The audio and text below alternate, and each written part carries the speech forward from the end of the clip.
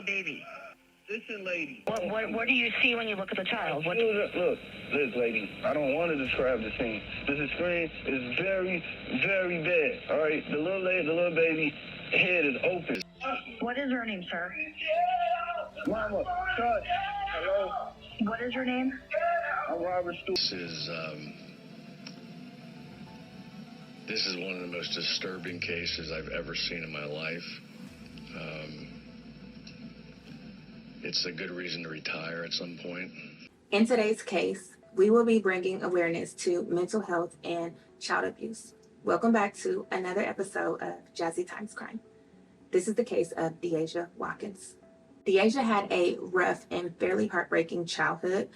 Neglect and verbal abuse became her normal. She was nonverbal till the age of 4. Her mother, Tina Johnson, struggled with schizophrenic disorder and polysubstance abuse, and her father, Terrence Watkins, was absent and incarcerated. He also struggled with substance abuse. The apartment was always messy with no food or clothes, and Deasia was always left alone or with strangers that she didn't know. In 1998, when Deasia was 4 years old, there was a case open about a teenager who was being sexually assaulted while babysitting Deasia and her brother. The prosecutor also told the judge that she strongly believed that Deasia and her brother were in danger living there, which caused her and her brother to be separated because they had different fathers. From the age 3 to 13, she was in custody of Children's Services, where she went in and out of different foster homes.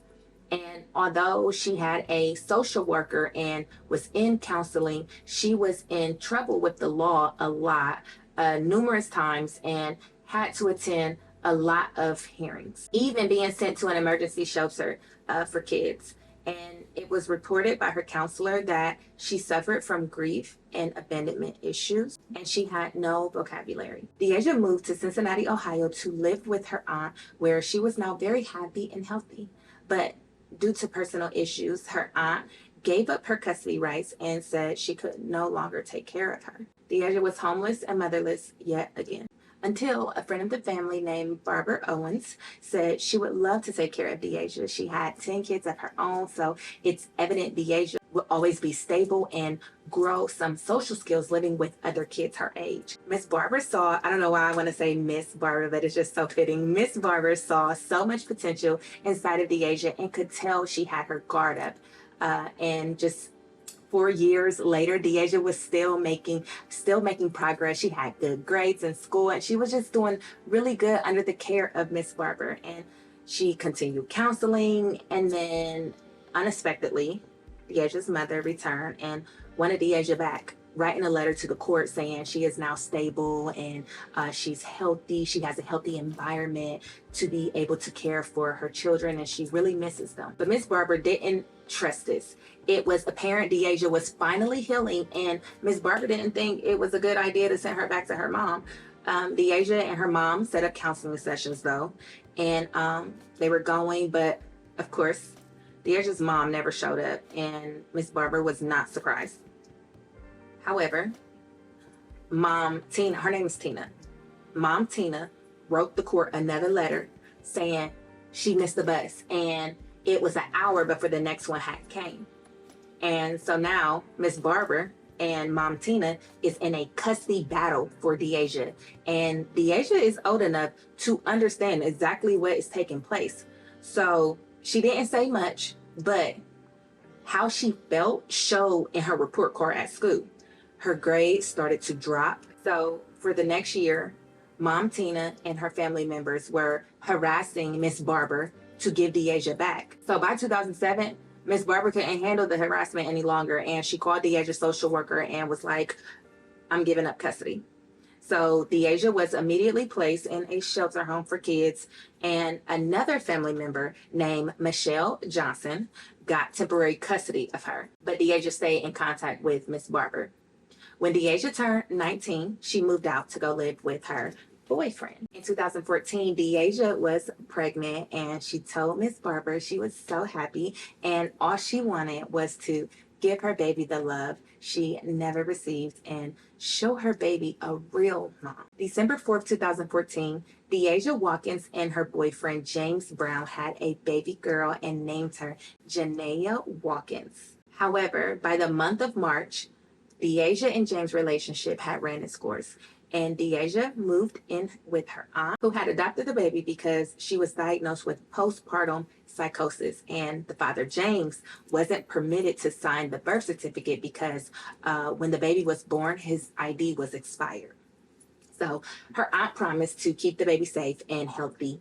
However, she then started to have personal problems of her own and also health problems going on, and even stated that she was tired of taking care of the baby. She tired of taking care of her family. She's been doing this for many years, and she just don't want to raise anyone else's child. And caring for a baby is just too much to handle, is what she said. She called my sister one day about a couple weeks ago, asking can she come and get her. My sister said she can't see.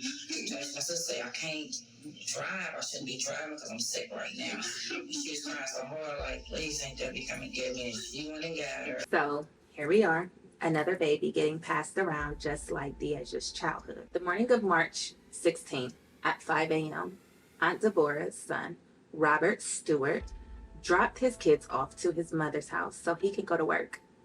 Him and his kids walk into Aunt Deborah's house, and his youngest girl goes into the kitchen and screams. She discovered 3-month-old baby Janiyah beheaded on the kitchen counter with a knife carefully placed in the baby's lifeless hand. Robert's knee-jerk reaction as a father is to get his kids out of there, so he runs them outside, locks them in the car, and then he runs back into the house to check on his mother. Thank you for being here, Robert. Cincinnati OH, where's the address of your emergency? Somebody please send the police. My niece Okay, killed go her ahead, baby. Please. What is the address? 5957 Wildwood. Okay, ma'am. Help me. Ma'am, you were just talking to somebody. Who were you just talking to? My son, he came over here, he found us, I was asleep. And he let his kids in to go to school because they go from my house. And he seen the baby on my sister. Oh my God, help me. Listen to me. I need you to stop crying, okay? Stop crying. I need you to help. I need you to take a deep breath and tell me what happened. Because the baby is in the room. Here, talk to my son, brother. How old is the baby? The baby is 3 months. Oh my God, I'm going to jail. Hello? What happened? Okay, you please. Where is the 3-month-old baby? Listen, lady. The baby is deceased. Okay. What is her name, sir? Mama, son. Hello? What is your name? I'm Robert Stewart. So Aunt Deborah didn't start crying until the 911 operators got on the phone. Both Deasia and Aunt Deborah was asleep in their rooms when Robert got there that morning with his kids. So the police took everyone in for questioning.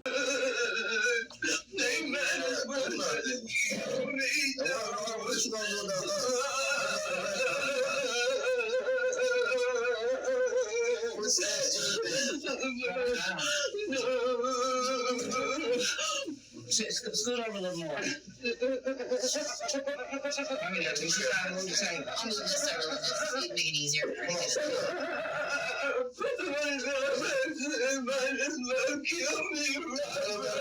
Somebody help me. Somebody help me. Everyone got interrogated but Deasia because she wouldn't talk. It took her 3 days to talk, y'all. I mean, she just lost her baby. You're thinking that your aunt did it, right? Yeah. You still think she's the one that did it? Yeah, she sleepwalks. She sleepwalks? Yes. Do you sleepwalk at all? No. So here we are 3 days later, and it wasn't until the police told Deasia her boyfriend keeps asking about her, and so is her family. And she thought, they care about me? Difference between a bad person versus a bad thing, like doing a bad thing. Do you understand the difference? Yes. So there are people out there who are bad, okay? But there are people out there who aren't bad, who sometimes do bad things. And there's a big difference in that. And that's just what we're trying to find out. Do you still have feelings for James? No. You know what James asked about you? What? So when I talked to James, he said to me, can I go see her while you were up at Deaconess? And I said, well, at this point, we're not letting anybody up there because people are concerned for your own safety from yourself, and they were monitoring you. And then Bill and I were concerned because we didn't want anybody else up there talking to you yet. But he asked a bunch of times, can I go see her? I think I'm the only one that can help her. I think she'll feel comfortable talking to me. I was impressed with James because given the circumstances of what has happened, I'm not too sure that I would be asking questions about you. He was upset about Janiyah, but he still was concerned about you. The rest of your family asked those same type of questions. Were you surprised to hear that James and your family was asking about you? Yes. See, Deasia, she was never used to people caring for her at all, ever. Even as a little innocent little girl, at least not her family. And after 3 days of silence, that's when she did the right thing and told the police. And I do believe her finding out that her family was asking about her gave her some type of purpose to be able to do the right thing. Aunt Debbie didn't do this sleepwalking, did she? No. No, she didn't. What set this off? What happened? I took Janiyah. So I changed her number. He kept screaming and running. And then I didn't get to change it. So I just threw it across the room. He didn't die. So I walked over there. I picked her up and banged her head and it looked shot 4 times. Then, after she went down there, he cut the big old stick and hit her in the head 4 times. She wasn't dying fast enough. And that's when I ran in the kitchen to kill her and ran her off. Took the neck one out, stabbed her in her head, told her to die. Stabbed her in the eye. She was still touching. Just cut her neck. How many times did you cut to get her neck severed? Until he sliced off. Once you started stabbing her, what made you think you needed to cut her head off after that? She wouldn't die. She wouldn't die? How do you know she wasn't dead? She kept breathing and She kept what? breathing and moving around. She kept breathing and moving around? Yeah. Even after you were stabbing her? Yes. What did you do with the knife after that? Put it in her head. Was there a reason that you did that? Yes. Why did you put it in her hand? So it looked like she did it. So it would look like she did it? Yes. And then what did you do? I went back to her room. What made you do that? I don't know. You don't know? No. Do you regret what you did? Do you feel bad about what you did to Janiyah? No. Why don't you feel bad? Just, Do you blame Janiyah for something? no. What made you want to kill her? I don't know. Do you think you could have just given her to James instead? Yes. I didn't get in contact with her. Couldn't get in contact with him? No.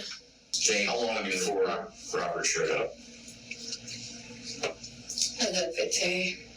I'm sorry? A good 15. 15 minutes? Yes. Did you hear the little kids scream when they came in? They didn't even scream. The little girl said, "Baby." So you heard all that? Yeah.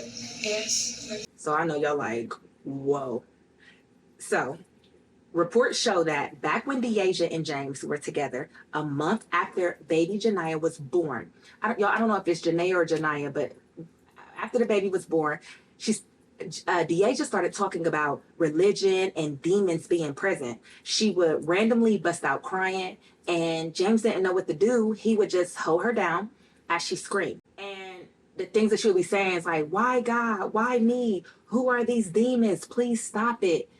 And on January 25th, 2015, multiple neighbors called the police because they heard a woman yelling and a baby crying. There's a baby, like, screaming, bloody murder. You said an infant is screaming, and what else did you hear? Yeah, there's an infant screaming, and then the mom's yelling at the baby, telling it to shut up, and it sounds like she's crying, and it's been going on for about an hour. So when the police get there, Deasia refused to answer the door, and it wasn't until the police said that they was going to come in by force, that's when a man opened the door, but it wasn't James. It was James' cousin. His name is Chris. The house smelled like weed, and Chris was like, I've had headphones all morning. I didn't hear anything, but she has been acting strange for the past couple of weeks, talking in tongues and stuff. She kept calling us like the devil and stuff like that. Like she kept saying we were sinning so much, we didn't realize we were sinning, that we need to come to the light. So Deasia's holding her baby, and she's dazing into the air as if the police wasn't there. And when they tried to take the baby, she refused to let the baby go. And they did a second attempt to take the baby out of Deasia's arms, and Deasia started choking her 7-week-old baby. EMT were called to perform a welfare check on both baby and mom Deasia. Once the police got the baby out of Deasia's hands, Deasia lost consciousness and passed out on the floor. When EMT got there, they said, oh, she's probably too high. That's why she's acting crazy and losing conscious. So they called James from work so the baby could be in his care. And they took Deasia to Deaconess Hospital for psychiatric care, where marijuana was found in her system. And so they held her for 72 hours. And they also diagnosed her with postpartum psychosis and prescribed her a very strong medicine with a recommendation to obtain counseling. She denied having mental issues, and she also denied having any marijuana. She was prescribed a antipsychotic medication, but that also meant that she could no longer breastfeed her baby, Janiyah. And the staff at the facility, they didn't want to let her go after 72 hours. Like, they were still concerned because Deasia kept calling what she did no big deal. Like, babe, you just choked your baby. She didn't think anything was serious, or understanding the severity of what was going on. They said that she was minimizing the incident. So on January 30th, 2015, a safety plan was now set in place, and Deasia was allowed to move back into the apartment and see her baby. But as long as it was supervised visits under the conditions that she stayed consistent with her prescribed medicine. And also James or his sister, Jaleesa, had to be present at all times. Sounds like a good plan. She could still see her baby, and but one day they had a visit from a caseworker, and they noted that Deasia was not following the safety plan and had no intent to. So the caseworker noticed that she didn't fill her prescription, which meant she wasn't taking the medicine. And the caseworker told both James and Deasia they were about to get their baby taken away from them. Because the baby can't live there if the mother won't take her medicine. It's a very serious matter. So James told Deasia, then you need to leave my house, because my daughter is not leaving my house and you don't want to get help. So this is serious, and you need to get help or get out, because now the baby's life is in jeopardy when you're not mentally healthy. So Deasia screamed and kicked about it, but she did take that medicine because she didn't want to leave. And as sad as this case is, I would have told her the same thing if I was James. Like, I care about you, but now our baby's life is in jeopardy, and you need to get your mental health in order. So a week later, on February 6, 2015, a caseworker did another visit, but it was unannounced. And still, they found out that Deasia is not taking her medicine. So it was apparent the couple's relationship had ran its course, and by the end of February, Deasia had to move out, which caused a custody battle, and which shouldn't be hard because she has postpartum psychosis and she's not taking her medicine. She's already been fit. She's already been proven fit that she cannot have the baby alone. She can't have the baby without supervision. However, because James never signed the birth certificate, and with Deasia being a threat to the baby's life, the magistrate denied both of them custody and gave custody to Job and Family Services. Most times, Family Services will give family members first dibs on caring for the child, and that is when Aunt Deborah stepped up and took responsibility of that role. But Aunt Deborah's sister is saying it wasn't that smooth of a process. I was down there talking to one lawyer. I come back and they don't talk to her into getting the baby. And my niece and them, they talked her into getting the baby, hit her lawyer, and I didn't know what was going on. I just said we are all pitch in and help, because I work. And she's retired, so I said, well, I'll pitch in. So I was like, no, we want the baby. We don't want her to go in the foster home. Aunt Deborah's sister told the police James and Deasia talked Aunt Deborah into doing this, even though Aunt Deborah told everybody, I'm not fit for this, I'm tired, I'm taking care of everybody's family, it's going to be too much on my health issues. Aunt Deborah already voiced all of that. And Aunt Deborah's sister is like, they talked her into it. But Aunt Deborah agreed to do it, and it was ordered that Deasia and James was not allowed to see the baby and is not permitted to live in the same household as baby Janiyah. Aunt Deborah agreed to these terms. And during a caseworker visit to Aunt Deborah's house, the baby was looking so good. She was happy. She was healthy now that she was in her great aunt's care. And Aunt Deborah told the caseworker, Deasia has been asking to come over, but I told her no. Due to this court order. But come to find out, Deasia was actually already living with Aunt Deborah and the baby, and Aunt Deborah had lied to the caseworker. Thank you, Mr. D. Robert. Cincinnati OH, where's the address of your emergency? Somebody please send the police.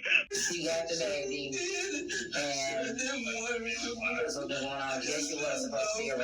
Maybe that was one of the rules. Yeah. And unfortunately, 3 days later, March 16, 2015, baby Janiyah was brutally murdered and beheaded by her mother. And that is why the aunt was saying she's going to jail. Here is the rest of that 911 call. Is the baby breathing? Listen, lady, the baby is deceased. Okay. All right, we're sending the police and an ambulance, okay? Mama. What is your name, sir? Mama, son. Hello. What is your name? I'm Robert Stewart. How old is the baby? The baby is 3 months. Hello? What happened? Police. I don't know. This house is big. I don't know where my little cousin is. So can you please... Where is the 3-month-old baby? The baby is on my mama's kitchen counter with his head smashed. Now I need you to please send me... Okay, is it a male or female? Know where my little cousin is at. Now if a little girl pop up with a weapon, I'm not gonna have a little cousin no more. So can you please... I know the protocol. Can you please just send the police? Okay, I need to know what happened to the baby. I don't know what happened to the baby. I came into the house. She told me. Came into the house. The baby was on the counter. My mom was in the bed asleep. I woke my mom up and we calling you. That's all I know. I don't know nothing else. I have a little cousin. She was here. I don't know. Okay. Listen to me. Is the baby breathing? Listen, lady. The baby is deceased. Okay. All right, we're sending the police and an ambulance, okay? Mama. What is your name, sir? Mama. Son. Hello. What is your name? I'm Robert Stewart. And who is the mother of the child? Huh? Who is the mother? Deasia. What is Deasia's last name? Watkins. Is she there right now? No, I don't know where she's at. That's the problem. I don't know where this little girl is at. I don't even know if she's in this house. It's a big house, lady. Please. I don't want to look for her. So if you please send the police. Listen to me, sir. We already have the run started, okay? All right. So no one has any idea what happened to the child. Listen, lady, I cannot explain to you what happened because I do not know. Nobody knows. It happened sometime in the middle of the night. Okay. What do you see when you look at the child? Look, lady, I don't want to describe the scene. This screen is very, very bad. All right, the little baby head is open, open. I'm not going in there to touch nothing because I don't want to mess nothing up. I'm not going in there to look because I already seen it. But it's not. It's very violent. It's a very violent scene. All right, it's very violent. Sir, we have police, the fire department responding out. All right. I gotta go back to the car because my kids is outside. I don't know where this girl is at. Now, Ma, I need you to either go lock yourself in here or I'm finna go out because I gotta go out here with them. Then come outside, Ma. You gotta pick because I gotta be out there with them. My kids are scared. I'm not looking nowhere because if I see her, Officers immediately got there and found Aunt Deborah in her bathroom, and Deasia was in her bed, tucked under the covers with blood all over her. They handcuffed her, and once everyone got to the police station, Aunt Deborah is screaming and crying because she felt like she failed the baby. I can't do it. I can't do it. Baby. That boy baby. That boy baby. That boy baby. I can't live with this. Oh my goodness. Just kill me. It's my fault. And in the next room is Deasia, where she could hear Aunt Deborah screaming.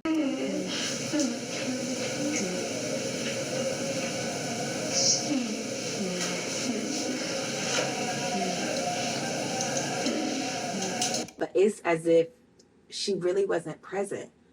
So once investigators got to Deasia's room, Deasia wouldn't talk. What hand do you write with? You right or left-handed?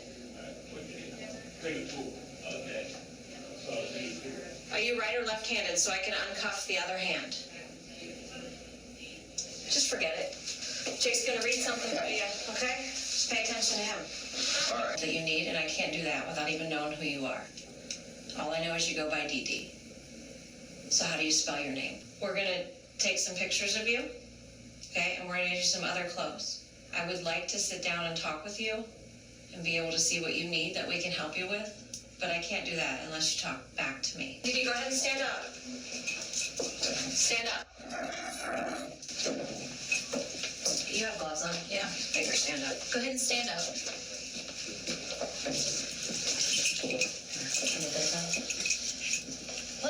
Let's do some pictures right now. Just Sure.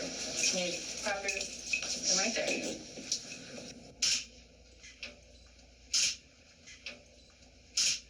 So they took her pictures, they took her clothes off, and 6 hours later, still no time. 6 hours, an hour is a long time to just stare at somebody and play that game. But 6 hours, that's how you know something's not right. And that's what made them transport her back to Deaconess Hospital for psychiatric care again.